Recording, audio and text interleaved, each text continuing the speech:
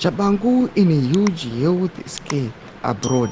Azvipere mushe vakomana the standard newspaper vazobudisa kufambira kwavaita nhau kunyaso kuratidza kuti mukomana anozingiso Tshabangu ari panguva yakaoma. Sanapinda mashoko atoona vakomana veopposition vari kupembera vachiti zvamuwana aiwa zvaiwana ngwarati iya aiwa vachiti aifunga kuti zvogumira nepi nokuti bosubscribe like turn on the bell icon. Nyika yose vanhu vari kufamba vachitendera vachiti pidigori waenda pana pativina pahindu democracy advocate initiative vakomana opposition vabuda vanyora vachiti Tshabangu poisoned definitely ZANU-PF at play here after they use you like a toilet paper, thrash you away and you die like a baboon.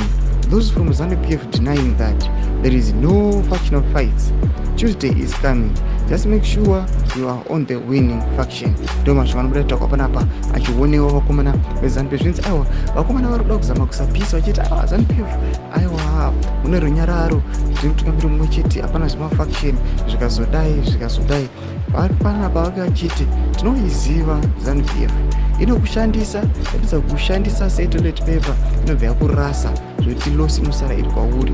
Vari kudatira masvika vachiti aiwa panapa vanhu zvavari ahead kuenda kucongress aiwa luckily kwauri kana faction yako iri to the winning side, otherwise aiwa tichatomboona vamwe vanhu vachisangana nezvinhu zvinoshamisa zvasanganika nekuparara kweupenyu kana kutsakatika kana kunyangarika. Mashoko ari kubuda panapa tichiona rusengezo Tshabangu muzwa kuti ndiye akavabetsera muna the 2/3 majority aiwa nekubvisa vakomana vakanga vaelectewa panapa aiwa apinda pa1. Ndiudze mafunguro enyu muri kudii pamusoro pechiitiko ichi. Munaiko mesection medu, so subscribe like and turn on the bell icon.